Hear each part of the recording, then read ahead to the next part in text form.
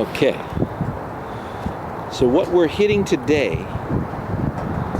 is a nice low punch against the wind. Very windy. I'm sure you hear a little bit on the microphone. So this will not only help you with the impact with the golf ball, also obviously help you a tremendous amount when it comes to playing in the wind, especially if you visit a nice course like St. Andrews. You're definitely going to appreciate, this kind of practice. So what I'm going to do is I'm going to tee up my first ball nice and high. Then I'm going to do the same with my second ball, tee it off a little lower, and then my third ball I'm going to play from the ground. Okay?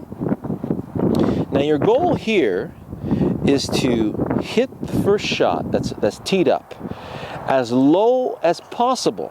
Now, believe it or not, the higher it's teed, the lower you can hit it, because now you can play it as your club is coming down. So I'm going to play this right off my back foot. I'm going to close the club face to the point where at address it'll basically look about 20 degrees closed. And then I'm going to still try to stay behind the ball. So you notice the position I'm in. I'm in a position now to catch the ball on the downswing. The club is still going to bottom out right here as if it were to take a proper divot, ball first, okay? So this will really get you used to hitting the golf ball first and the ground second.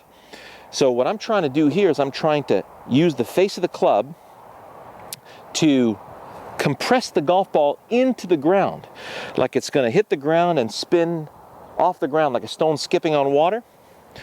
So I'm using momentum. I'm going to toss it up a little more abruptly, then let it fall, and you'll see how the club will bottom out right here in front of the golf ball.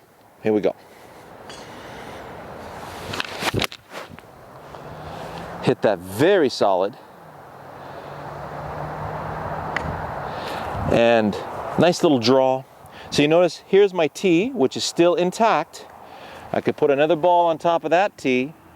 There you go.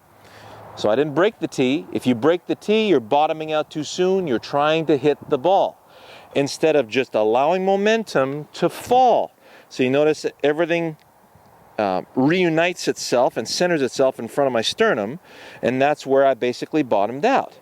So after you've done a couple of those, go lower with the tee, play the ball centered so that you're still catching the ball first, and we're still going to do the same thing. And you can close the club face a little less, maybe 5 degrees, okay? Toss it up and let it fall. Again. Now the ball went a little higher and still the same little draw.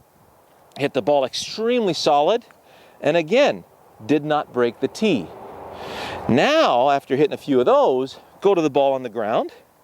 Club in the center, ball just forward of the club.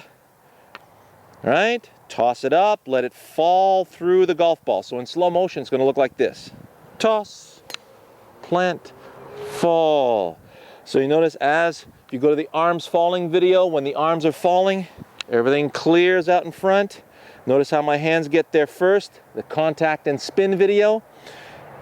Club catches the ball, then it catches the ground, okay? But all this happens all by itself.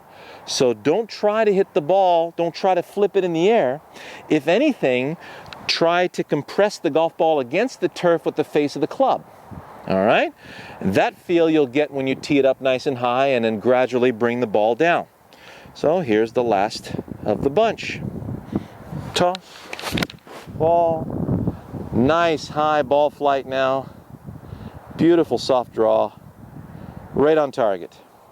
So you notice once again, I could just roll another ball right at the spot where this ball was, and you continue to use the same piece of turf to hit this golf ball with, okay? So when you're done at the driving range, you should be left with a 1 to 2 square foot section of divots, because you always want to place the ball at the back of each divot. So there's another indication for you. Let me get the camera. I'll bring this over here.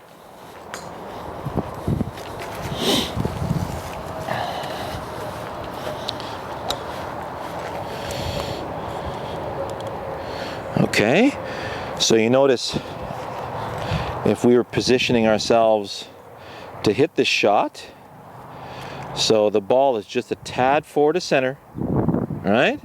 And I'm placing it at the back of the divot, so I'm catching the ball first here, right?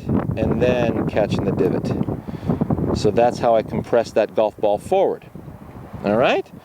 So I hope that was informative to you, and if you have any questions, please let me know.